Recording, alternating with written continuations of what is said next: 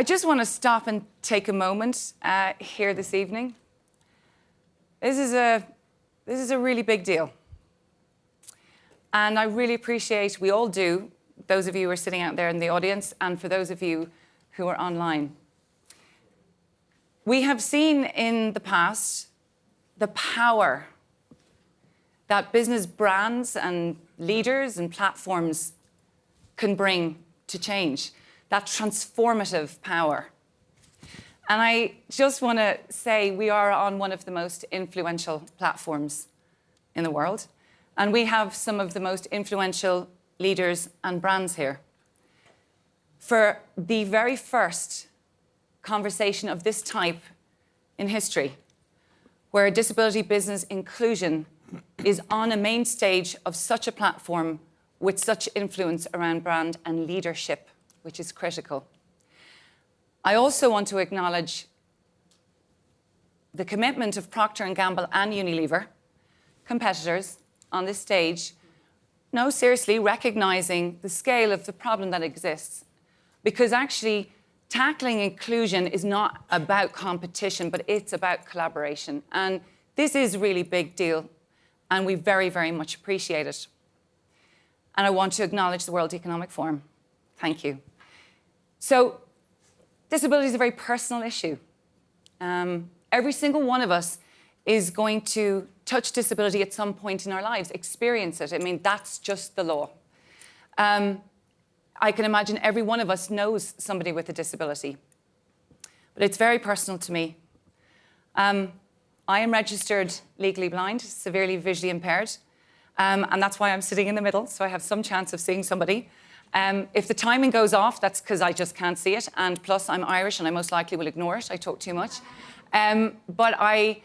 This is a very personal issue. I am part of a tribe of 1.3 billion people in the world. I want to set you the context of which we are talking about today. As 1.3 billion represents 1 in 7 of us, 15 to 20% of our global population. 80% of that 1.3 billion acquires the disability between the ages of 18 and 64. That's the workforce age. 80% of those disabilities are invisible.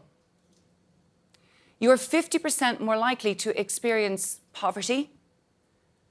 You are 50% less likely to have a job.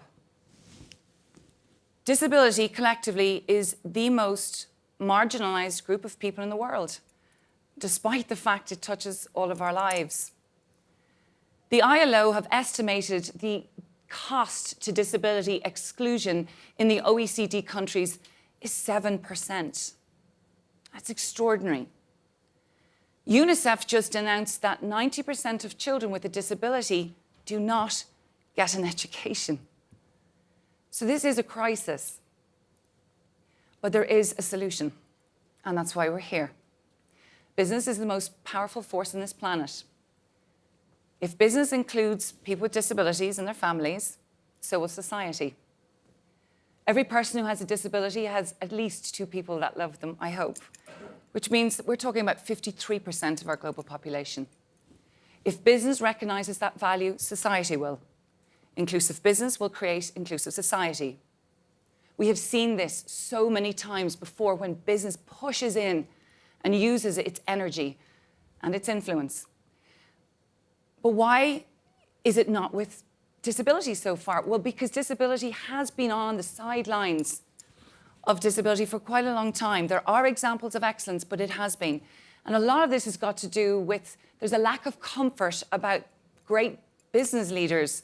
There's a lack of confidence for them to come up and speak about it. And so I want to acknowledge our 5 here today. EY did a report saying 56% of board members had never or very rarely had disability on the board agenda. The second reason that we know is the reason that we're on the edges is this competing disability and inclusion agenda, the craziness of this hierarchy of exclusion. And one year we'll do LGBTQ and the next year we'll do race. And this is causing huge issues because there's a finite amount of resources. Why are we competing agendas against the other when we're talking about inclusion? And we have a statistic about this. 90% of the companies in the world prioritise diversity, but only 4% include disability. It's crazy. And then very lastly, I think the issue that we're here to speak about today is there is a very clear economic case and a return on investment for business.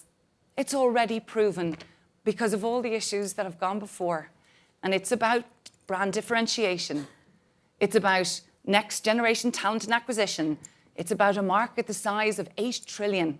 And that's before we add in the aging workforce, and that is annually. This is a 20% of our global population. Business would be crazy not to engage with it. But there are serious social consequences when it doesn't. So the panel here today, we're here to try and learn from all the great work that was done before, whether it was gender or sustainability or climate change. Will you teach us what can we do to see the next wave of change, to deal with this final frontier of inclusion? How can we learn from case studies like your own companies of excellence so we can scale them and bring systems change so we see disability as part of the strategy and cultures of our organizations? Teach us. I think people seem to miss out that we need the same energy from you leaders and passion and excitement and motivation and engagement that we have committed to climate change and to gender and other socioeconomic issues. And so the very first part of all of this is, if we don't talk about it, we don't go anywhere. So today, we're going to have that very first conversation. And I could not be more delighted to have this extraordinary panel, the very first 5 leaders to stand on a stage to talk about it. And I'm going to ask each and every one of them just to introduce themselves and give us a heart reason why they chose to be on this panel. And I am going to look to Paul Pullman first. And you've got to do it quick. You get 2 minutes. That's not everyone. Anyway, the reason I'm here is exactly why you need more people to have that on their personal agenda. We're here this week to talk about, again, the Sustainable Development Goals. It's very clear that we're living in a period of time that we're being stressed by many challenges. Biggest one's probably climate change and inequality.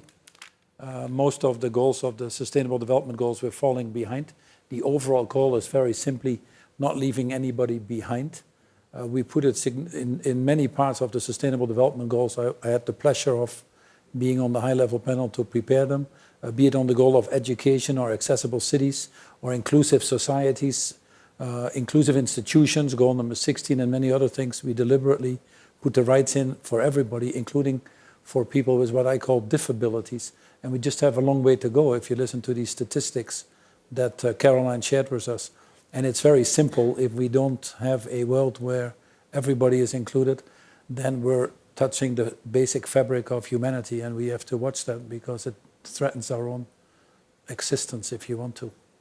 So I run a blind foundation with my wife. We have 25,000 blind children in school in Africa that we support, but less than 10% of the children go to school. And frankly, you just have to ask yourself a very simple question. It could have been you or it could have been your child. So not leaving anybody behind is a starting point for me for the issue of disability, for mental health, for LGBT and any other. And we should fight once more any time that is being threatened, especially now by some of the politicians that think that it can be summarized in a simple tweet. Thank you. Well said. Okay. Julie, I'm going to follow the row. Tell us a heart reason why you chose to sit on this panel. Sure. So I'm Julie Sweet. I'm the North American CEO for Accenture. And at Accenture, we really believe that our commitment to diversity and a culture of equality has been a source of incredible innovation and creativity. And we see the financial benefits. We see the benefits in attracting great talent.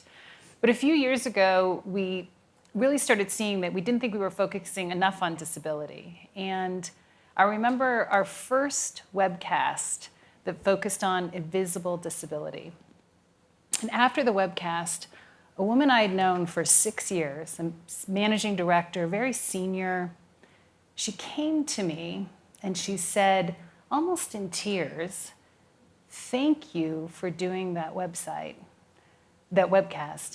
I suffer from severe depression.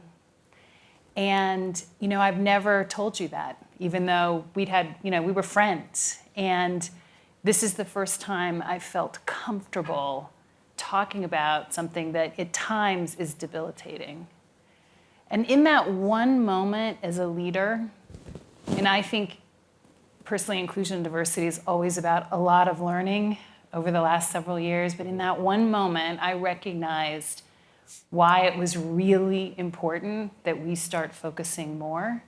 And I also remembered that even though this is about a clear business case, we are an innovation-led company, you cannot have innovation without diversity, it's also about individuals, right? The human element. And that was very special for me. And then I have a personal connection because, and I know it's probably 2 minutes, but I'm gonna take one more minute. Yeah, go ahead. Because I think you can become engaged in disability inclusion from lots of different angles. And when I was a freshman in college, and I'm dating myself, in 1985, I did my first volunteer work, well, at least the first volunteer work that my parents hadn't chosen, because I did a lot when I was growing up. And it so happened to be, very randomly, that it was an organization near my college that served teenagers with mental disabilities. And I was completely new to the area, and I loved working there. I got so much more out of it than I gave.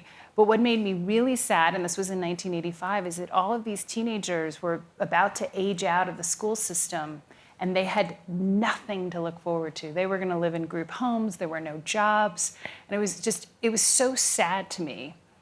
And I feel like I've come full circle now to be at a company where we really believe in providing opportunities for individuals, including individuals with the kinds of disabilities of these teenagers.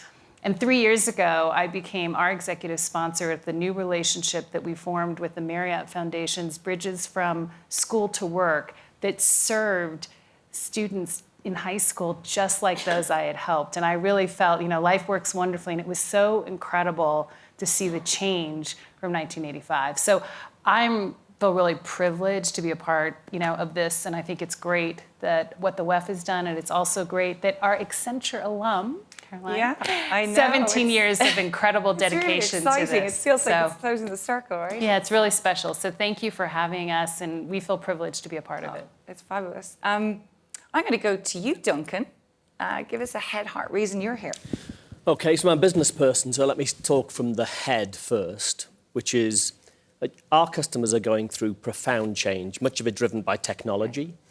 And our role is to help our customers thrive in a digital world. To do that, we need outstanding talent in our company. Okay. It means we have to take diversity and inclusion really seriously, and disability plays a huge role in that for us. Okay. When you put great teams together like that, you enable companies to make breakthroughs like we've done with the Royal Bank of Scotland and NatWest, using quantum computing technology with great people to manage £120 billion of assets, their high-quality liquid assets business. That's what you can do if you get this right. Now, the hard part is my dad lost his sight when he's his late 50s. Really? Yeah, kind of made me realise two things. One is what massive adjustments he had to make. Yeah. And the other thing was how completely inept I was at being able to help him. I've left him in the middle of cities on his own. I've gone 5 minutes and... Where is he? That I could relate to.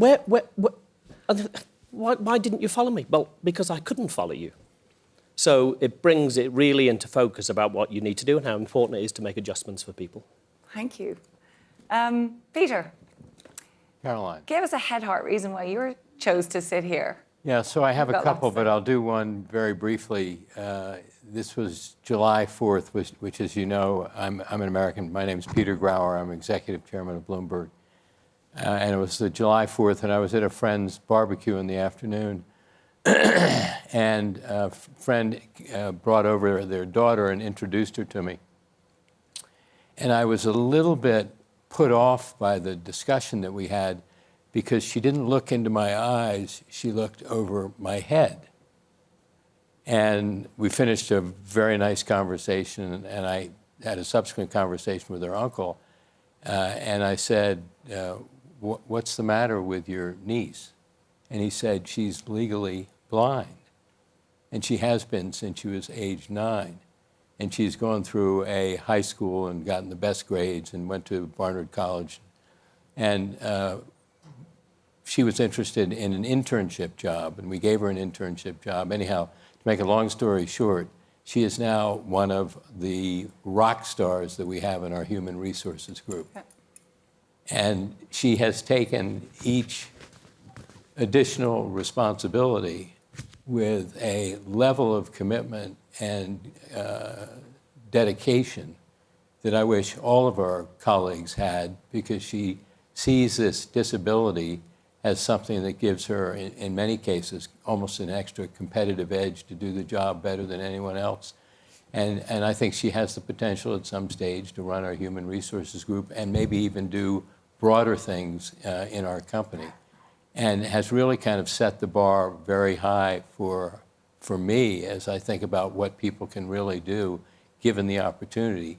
And part of our responsibility, the people around this table on either side of Caroline, is to give people that have those kind of disabilities an opportunity to really show that they can make a real difference. And in this case, this young woman has made a real difference. Yeah, and I met her, and she is a rock star, actually. Absolutely. Carolyn, what's your heart reason? So Carolyn Tasted with Procter & Gamble, and I lead our North American business. And I think similar to the other panelists here, there are so many reasons from a company business standpoint to make sure we bring equality to life for our people, for our consumers, for all of our stakeholders, and for our business. It's just the right thing to do, and it's good business. I'm not going to repeat what everybody has said. From a business standpoint, we have so many experiences where we have brought people in, and my experience from a interaction with them is that not only do we unlock these incredible skills that they have, as Peter's story and Julie's story outlined, but they have humanity on steroids. There's an empathy and humanity that is so important for the organization. And so there's something very, very special about it. And I think as all of us are so committed to equality in all of its intersectionality on every level that we're all interested in, I think they can play a very unique role in helping that. And on a personal level, my dad lost his hearing when he was probably in his early 20s on his left side, not on his right side. My mom had polio when she was young, so always had limited mobility. And right now is the post-polio syndrome is largely immobile and more in a wheelchair. But growing up, we saw none of it. And other than we had to repeat things to Dad, and Mom couldn't find shoes that fit, but because her feet were different sizes, but that was the extent of any challenge we had. Yeah. And so just coming to understand the depth and the barriers has been eye-opening, and I think it's really important for business to contribute and help move this forward. Thank you. So we know that this room isn't full, right? Let's call it out. I know it's 5:30 on a Thursday in Davos and we're all exhausted, but I want to ask each of you, what are the barriers that we can take away from business leaders to get this room full next year? Actually, the biggest room full. What do we think will help leaders come into this room with their eyes open, curious, wanting to know what the opportunity is that exists? Duncan, do you want to open up what you think that is? How can you unlock that potential in a leader to be part of this conversation? Oh, I think it's the question you started with is a really powerful way of getting people engaged. So you have to think about this from the business case for doing it, because we're under pressure to deliver numbers every month and every quarter. Yeah. So you have to understand the business case. The great thing about understanding the business case as a leader is it won't just be a tick box exercise. Yeah. I think Paul's a great example of that. As he leaves Unilever, the commitment to disability carries on because there's a business case for it. And that's what we've been able to do in Fujitsu. And then we have to pull people's heartstrings at the same time. If I look at what we did in Fujitsu 7 years ago to get this moving, the first thing was to give our leaders confidence and to feel comfortable about talking about disability. You know, it didn't take that long to give people to feel more comfortable about it. The second part for us was then being able to give our people the confidence that they could say they were disabled. We set up a network called Seed. So you can join the network if you happen to have a disability or you don't have a disability.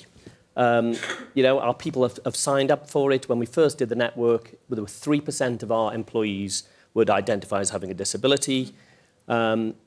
Seed, by the way, is a top 10 global network now. We've got real recognition for it. And as of this morning, 13% of our people identify as being disabled. Not quite at the numbers you need us to get to yet, but I just think just practical things to bring this to life.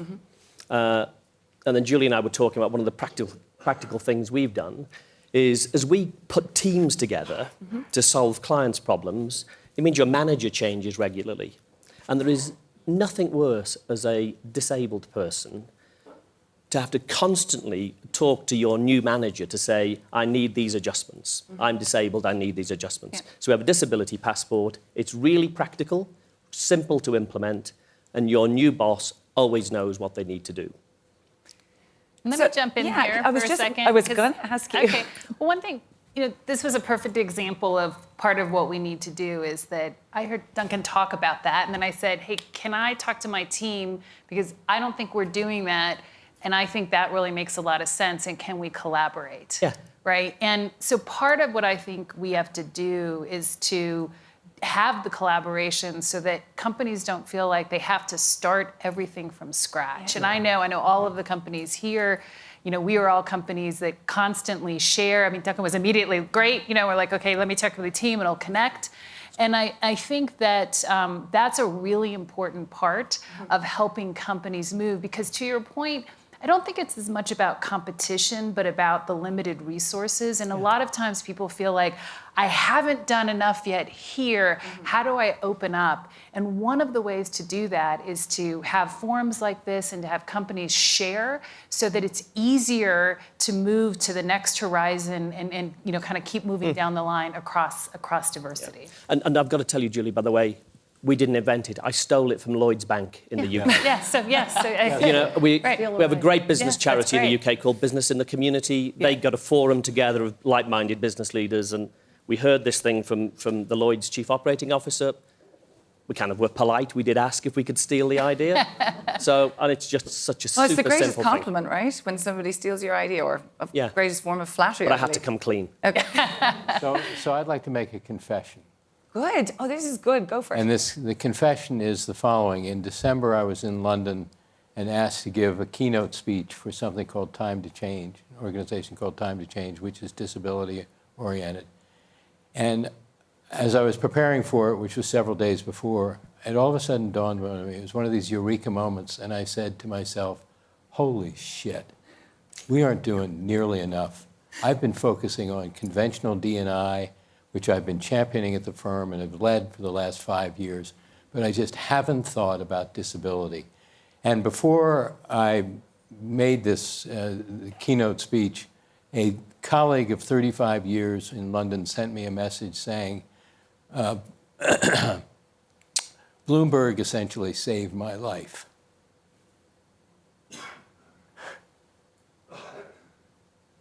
And so this kind of dawned on me that we really need to do something different about this, and so we're dramatically accelerating our efforts. But I will say to you that in the 3 days that I've been in Davos, I've talked to major financial institutions, ING being one, Bank of America being another, and this afternoon, Standard & Chartered being one. And I asked, what are you doing about disability? Thank you. And the response from the 3 of them was, not enough. We're very much in the early stages. And we are, as leaders in our companies and our communities, doing ourselves a huge disservice by not generating huge energy and effort behind this issue because of the fact that we're all competing for the best talent. We need to have the most workable, and people, as we all hear, and we say quite frequently, need to be able to bring their whole selves to work every single day so they can maximize their participation and their engagement and the fun that they have at work on a day in and day out basis. And so for us, and I've subsequently looked, and we're doing actually lots of stuff that I wasn't aware of on the one hand. On the other hand, it takes on a whole new level of visibility, because I will try and crack this thing the way I've tried to do it with D&I. You and I are having a conversation after. Yes, ma'am. Carolyn, like Peter has just said it exactly, not enough. We're not doing enough. And I can only imagine when you all leaders with profile, you don't want to put yourself into a position where you might be accused of not doing enough. You have led hugely on the issue of gender. And there had to have been a moment when this was exactly the same conversations that were happening within gender, as I'm sure with environment. Can you just kind of reflect on what you learned in that journey? I know we haven't solved it, but as we've made progress, and what you think you can share with other leaders to help get beyond the not enough to even just begin and feel confident in it. Well, thank you for the question. And as we have thought about this, we've thought about it very similarly to how we thought about gender. And on gender, we've barely made progress, so I'll leave that one for another conversation. But we think about disabilities very integral to all of our equality work. And we think about it for, as I said before, all of our stakeholders externally, and then also for our stakeholders internally. So externally, it's very much a part of how we think about leveraging our voice in advertising with the media. Paul and the Unilever team do a great job of this as well. When a couple of examples, I guess, for our Olympics advertising, we did our Love Over Bias campaign. That was intended to show every different segment of diversity and trying to work towards equality, whether it was gender, sexuality, income, but also very importantly, a young lad with a prosthetic leg and who was a skier, and it was so important for us to show all of those spectrums because that's what's so critically important. We have a Gillette ad, not the one last week, but I'm happy to talk about that as well. That's more on the gender vector. But we have one that we have been airing in the U.S. About Shaquem Griffin, who had amniotic band syndrome, I think I have that right, on his left hand, and his left hand was amputated. But his dream was to play American football. And through amazing determination and help from his father, he secured that goal. He lived his dream, and he's playing American football in the NFL with his brother with a prosthetic arm. And so these things are such important stories to tell because they show the possibilities, they show the potential of these remarkable individuals. And so those are examples of things that we're doing externally, and those are important because we have to talk about it. Mm-hmm. We have to make it something that everybody thinks about front and center. And then internally, exactly as many of you were saying, we have to have the right programs internally for our people. Mm-hmm. Whether that is employee resource groups, whether that is making our workplace accessible. I hope everybody visits the exhibit in the main lobby. Great. It's fabulous, and it really shows that when you tackle one of these issues, you can make the environment better for everybody, absolutely for everyone. And I think that's what we have to get at. So making workplace accessible or having having technology advantages. I mean, there are so many things that will make the workplace better for everybody. So I think that's really important. Well, I think one of the things that we forget is talking about universal design. That's a great point because people forget that the remote control that we all are obsessed with and we use, we're designed for people like me, visually impaired and blind people, and we all love them. And we forget that SMS texting was designed for people who are hearing impaired. Sure. So actually around that piece around the consumer and the consumer part, Paul, you're one of like Procter & Gamble, you speak through your brands to the world and the consumers that exist. How do you see you're serving within Unilever the consumers? How are you engaging with the consumer voice and using that power? Because as we said, it's an 8 trillion market, and that's before we even talk about age. Absolutely. So how can you just kind of talk a bit to that? Yeah, so the consumer voice I'll get to, but I think what is even more important, and I'm actually happy that the WEF has put it on the program and that you're pushing for it, we need to go well beyond having the valuable 500. It should just be the norm for any company, as far as I'm concerned. Yeah. But let's get first to the 500. But it's more than the consumer. You need to, if you, as a company, show that you respect, and I'll come back to that, anybody, every individual, I think then also you have the right to, or the better chance as a company to be respected. So whilst we might say, yeah, we put tactile information on our packaging, or we make the print readable, we make the opening devices better, we adjust our websites, all that might be fine. But I think the overarching thing is that you show that you are a company that cares. You know, it is the business case perhaps, but for me it has never been the business case. Why do women have to justify that they should be included in the workforce? You know, men never had to justify it. Why do people with disability have to justify it? Yeah. So making the economic case, I can understand that. There's probably, you know, a need for that for people that have a different level of morality, perhaps. But we shouldn't be able to have to talk that or to defend that. You know, we're living still in a world, I think that there are many people that don't, you know, I don't want to talk disability, by the way. I really use the word diffability because I really believe that we all have different abilities, and it's putting that strengths of these different abilities together that is important. So if people can see nothing in people than their disabilities, then actually those people are blind themselves. And that's a very important thing. Or if they cannot hear the cries of everybody to be included, then they're deaf themselves. You know, one of the things... Or if they don't stand up for their rights, they're lame themselves. So I think there are many people walking around this world that might not have the visual disabilities, but they are dealing with more disabilities than many of the people that we're defending here. Yeah. So if we cannot change that mindset, it's a morality issue, not anything else.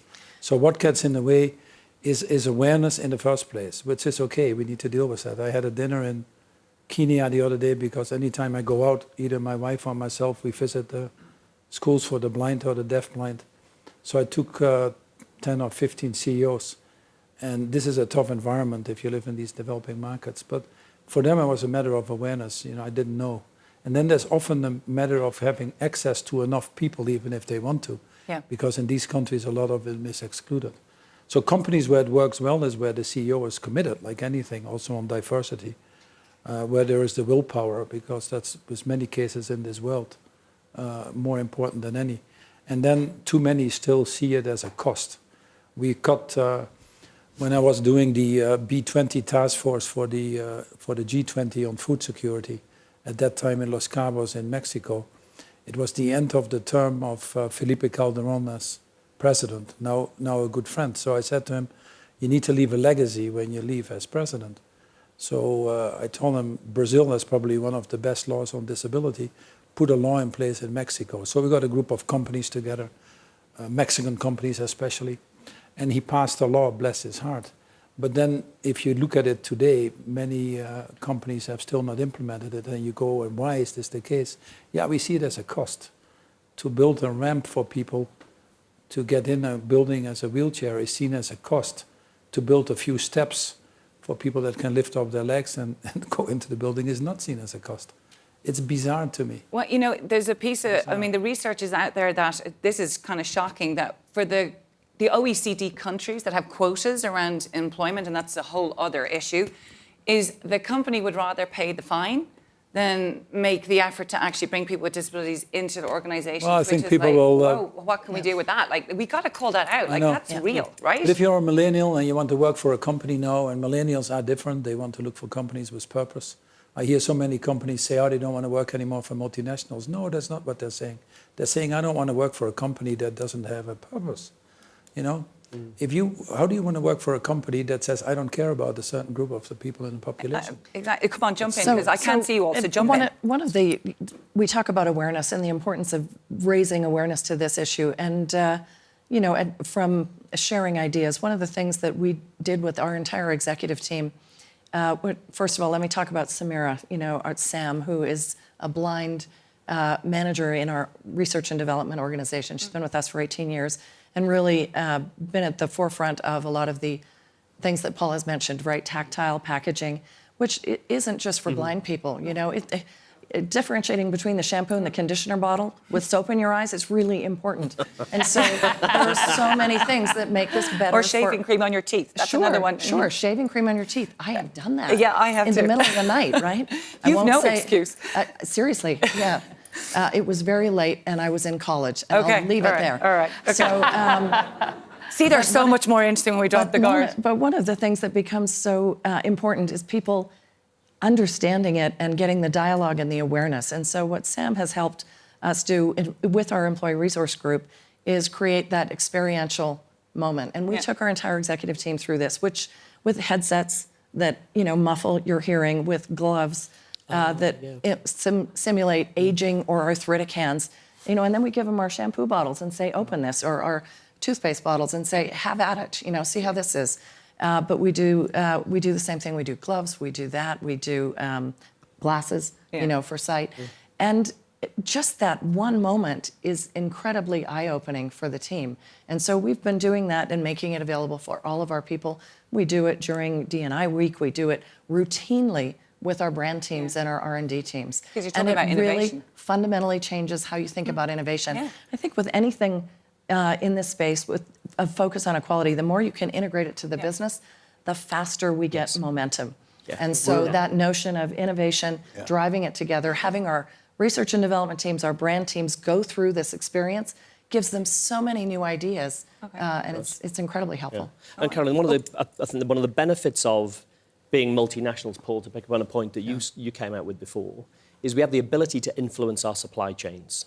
You see, this is really important. We are not just talking about employment here. We are talking about your full value chain, your full supply chain, right? Yeah, so in terms of getting to your 500 number, the companies you have here, we can take a big chunk out of that by influencing our supply chain. Loving it. For sure. One of my favourite examples on this, one of the people in my company who leads really well on this is a guy called Gavin Bounds. And he took our recruitment people that we use, the third parties we use to supply us with talent. And one particular company said, right, so you need to prove to me you're fishing in diverse pools. Yeah. Really prove. And the feedback initially from this person was, I can't afford the overhead. Yeah. We're a low-margin business. I can't afford the overhead of doing this. Anyway, Gavin managed to convince them, force them, I think was the real term. 1 year later, the CEO of that company came to us and said, I am so pleased we did it, because we've now found that's part of our value proposition. We're finding more business. And when you get that, it's fantastic. And by taking that approach, our graduate intake every year now, 20% of our graduates would say they have a disability. Which is fantastic that they declare. I mean, having hidden mine for so long, I know it's a big deal. And actually, another piece of research had said that of the 7% of C-suite who have a disability, only 1 in 5 declare it because of that fear. Julie, you've done a huge piece of research with Accenture. Actually, there was 2 pieces to the research, was it, before Christmas? It was quite an extensive piece in the US. Yes. What are some of the findings from that we can learn, like across the supply chain as well? We have to keep getting this just out of employment because it's a much bigger issue. Well, we did research called Getting to Equal the Disability Advantage. And what it was really focusing on is, and I agree with you, Paul, we shouldn't have to, create a business case, but it is important, I believe, in terms of, really helping leaders understand, is being able to show, because there is a business case. And so we did this research because we saw it in our own business, and we said, well, let's go out and see whether or not we have facts that show that there is a business case. And so we partnered with Disability In and the American Association for People with Disabilities, and we looked at the 140 companies that participate in the Disability Equality Index. And what we found was those who were champions, who met the criteria for being leaders, had significantly improved financial performance, so 28% higher revenue. They delivered 2 times the amount of shareholder value. And then we also looked at what the effect on the economy would be if you moved just by 1% the amount of individuals with disabilities, right? And the effect on GDP was huge. And so, that was a part of having a discussion that says there is, in fact, clear business case and numbers. One thing I did want to add, though, is we believe it's really important to be focusing on invisible disabilities as well. Yeah. That's 80%. Right, and that is a huge portion of it, and it's really hard. We have a program, it's now in 17 countries, creating mental health allies, where we educate and make people aware and provide resources, and that's helped immensely. We have a lot of individual cases where it's really changed people's lives because they had people to go to. We were training people on signs of that, and so it's also helped us then focus on mental wellness, as well, and that's I think a really important part of this. And some of it, we believe in transparency, and so we started actually in the U.S. putting out our numbers around persons with disabilities, veterans, ethnic diversity, and gender diversity. And what we found is, by being transparent, we then started having people be more willing to self-identify because they felt like we cared. Yeah. And so we saw, a jump in a year from 3% to 4.5% of people who self-identified. And it wasn't that we'd suddenly, hired that. It was the comfort level of people, and we continue to see that increase. And so that is another, I think, tool in terms of helping raise awareness and also help people feel more comfortable. And Peter, when we talk about the comfort of, declaring or self-identifying, what do you think the role of an organisation as Bloomberg, which is about how disability is represented in media, how it's reported on, what do you think an organisation like yours can be doing to support this revolution forward? Well, I think we could do a lot. I went back subsequent to the conversation you and I had a week or so ago, just to look and see what are we doing, and it's precious little. I mean, my team identified 4 stories in the last Bloomberg television interviews on disability, addressing disability in the business world, with an interview with you from London, which got I get everywhere. viewership than we've ever had. How Ernst & Young is tapping into autistic talent. Margaret Keane, the CEO of Synchrony Financial, talking about hiring disabled workers. And we also did one with the Microsoft CEO, Satya Nadella, and Chief Accessibility Officer, Jenny Leigh Fleury, along with her translator, as she is deaf, about building Microsoft's disability group. So we haven't done enough. We can do a lot more. We have focused our energies a little bit on more women on air. And we've done a number of things, including we basically identified now, I think, over 2,000 women who we are basically putting through a training course so that they can feel more confident when they go on air, because they're all experts in their fields and can add a huge amount of value. I'm digressing for just a minute because I think it's relevant to what we can then do on the disability side. I get a report on a weekly basis from our Bloomberg television people, which identifies every single person that goes on air during the week by whether Caucasian or a person of color, male or female, Bloomberg internal employee or external guest who we've invited in to do that. And so at least the team that's booking these knows that I'm looking at this information on a weekly basis and holding them accountable for approving the numbers, because I think we can do such a better job. But I think in all of this, we can leverage our platforms much more effectively. And I agree with the fact that it's the unidentified disabilities that we can do a much better job. And I've learned through Accenture and other organizations that if we can, like we do with unconscious bias, train our people to look for signs, particularly our team leaders, which is the first level of leadership in our company, on up, that we can help accelerate the understanding that this is an important issue for us and that we want to be as helpful as we possibly can. Well, can I just firstly applaud your honesty? Thank you. Yeah. Thank you for saying it. Yeah. Because actually, you know what? And look, nothing happened. The world didn't all fall down and crumble. Right. Thank you.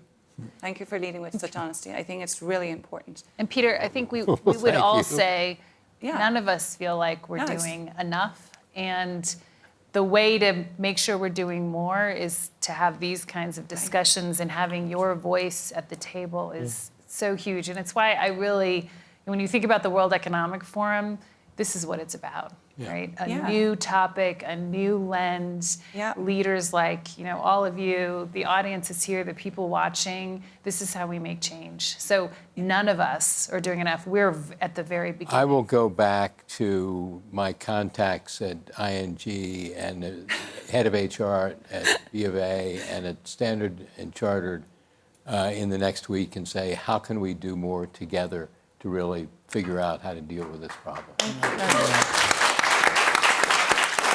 You see, I often think, you just said it so beautifully, we're here all having an honest conversation. You're talking about your parents, you're talking about not doing enough, a childhood experience, what you and Kim are doing, about how you engage with people, about your dad. This is a really human issue. And I think just maybe hopefully today that we're breaking down the fear of not doing enough, which stops us from even just beginning.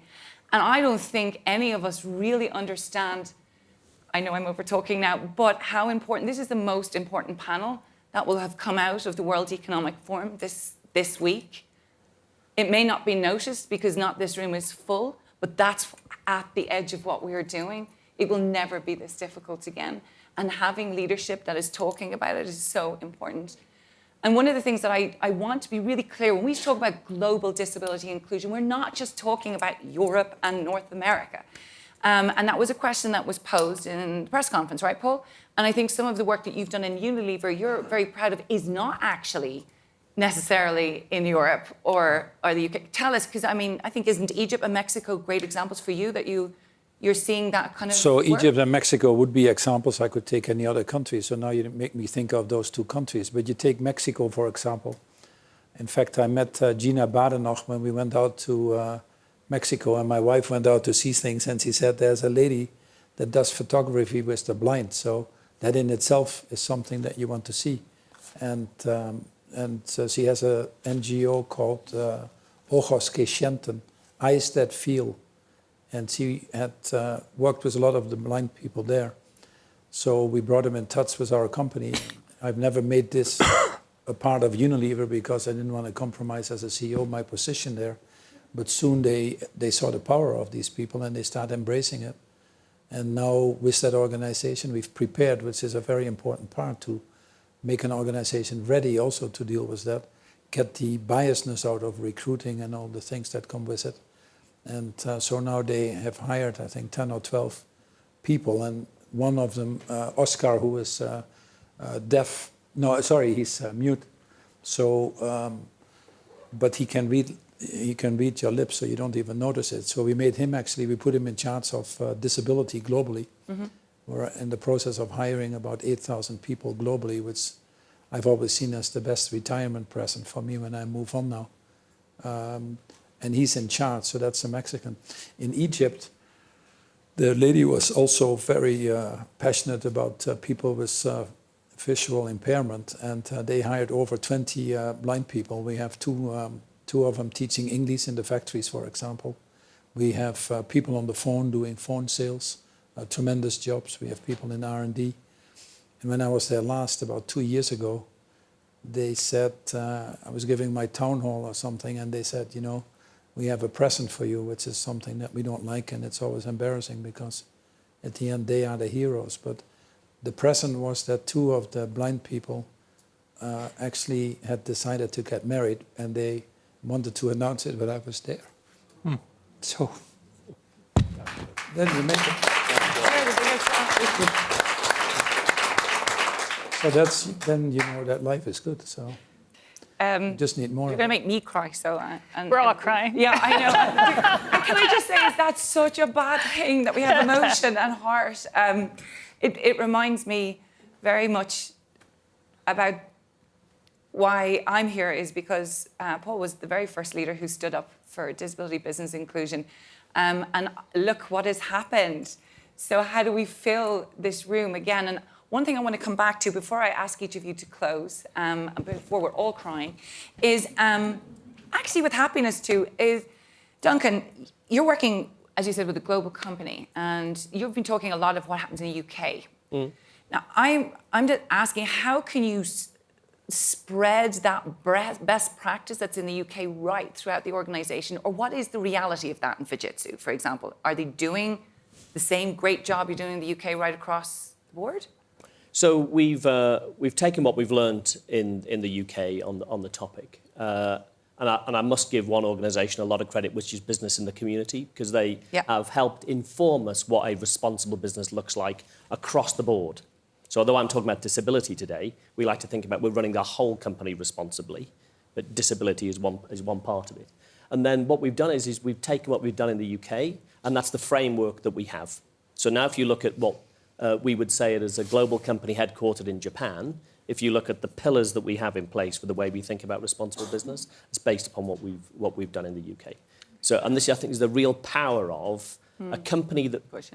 Japanese companies feel very responsible for society, full stop. Full stop, yeah.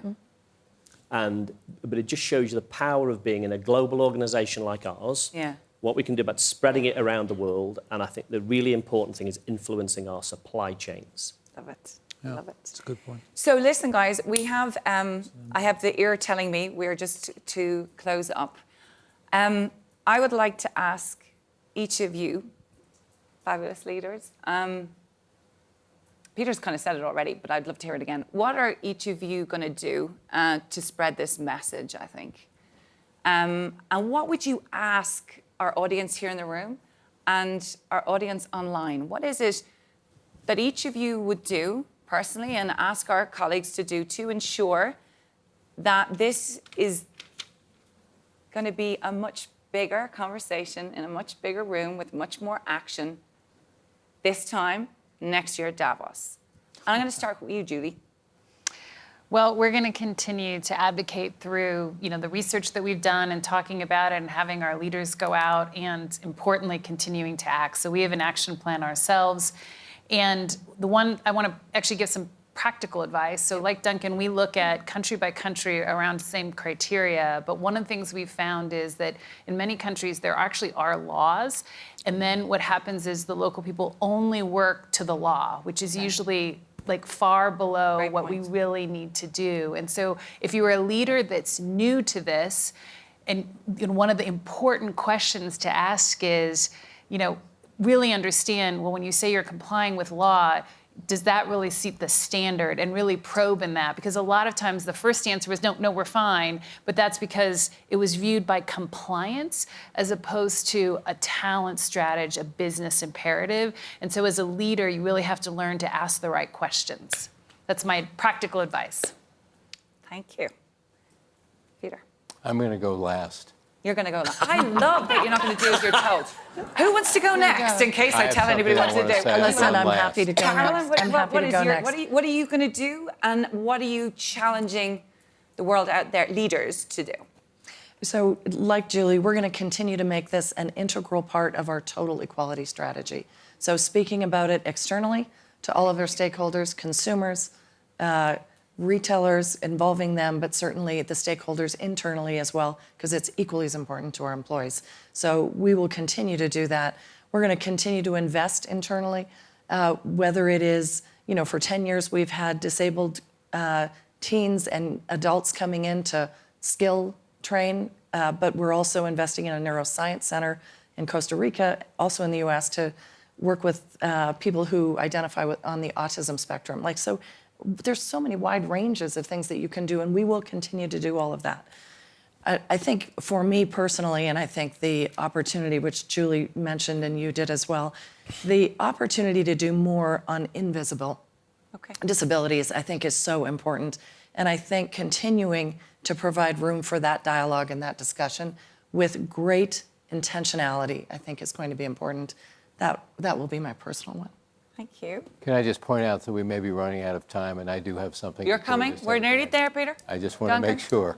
I haven't got the whisper in my ear. I promise you. I know I can't see, but they're keeping an eye on me. Is this where I say I want to go last? No, because he's going last. No, that so place has been taken. That one's done. So look, we have so much more to do as business in general, and I know in Fujitsu we have much more. You've got to 5 do. minutes. You're good, Peter. The thing for you, you are fantastic, and what you're doing with the Fabulous 500, you deserve an enormous amount of praise and recognition. Yes. Great. We're not allowed to talk about that. So it needed saying. Thank you. The second thing I'd say... You called it the Fabulous 500, by the way. Yeah, sorry. It's the valuable 500. Yeah, there I'm you go. loving the Fabulous 500. And they're fabulous. Thank Yeah, you for they're fabulous. correcting me. I think for people who are watching this, take the first step. Get your leaders confident in disability and set up a network. They're really easy things to do. You could do them next week. Thank you. And then the final thing I'd say is, I'm going to take a target. So we will take a target as Fujitsu to get people enlisted in the 500. You're going to frown at me. No, I'm not. I'm but smiling my head off. We'll get 20 people. We'll get 20 Deal. companies to sign up. The deal. Thank you very much. Best friend ever. So all I would say is that people with disabilities are also human beings, and it could be you tomorrow. Yes. So the Valuable 500 campaign you can be incredibly proud of, and the WEF we should be very grateful for. If anybody has seen the exhibit, or if you haven't seen it yet, go to the exhibit, look at the bench. There's a mental bench for just having the conversations.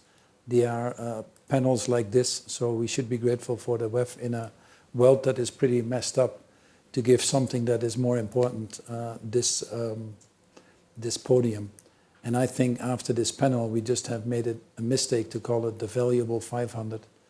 You can certainly count on me for the Valuable 5,000. That's how we should be. Well, We're here. Okay, beat that, Peter. You have 2 minutes and counting. I have three things to say. Number one, what we're going to do is we're going to basically, our internal education program on people with disabilities is going to get ramped up dramatically, and all of our managers are going to go through it in 2019. The second thing I will say is I will not stop proselytizing amongst my peers that this is an important issue.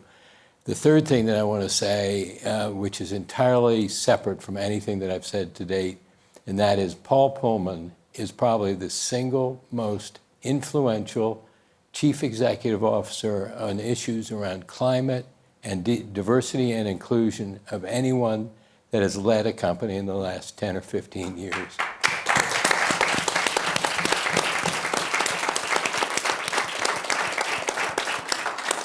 That is beautifully said. So we're coming to the end, and I'm going to take the last word. God bless, that's not unusual.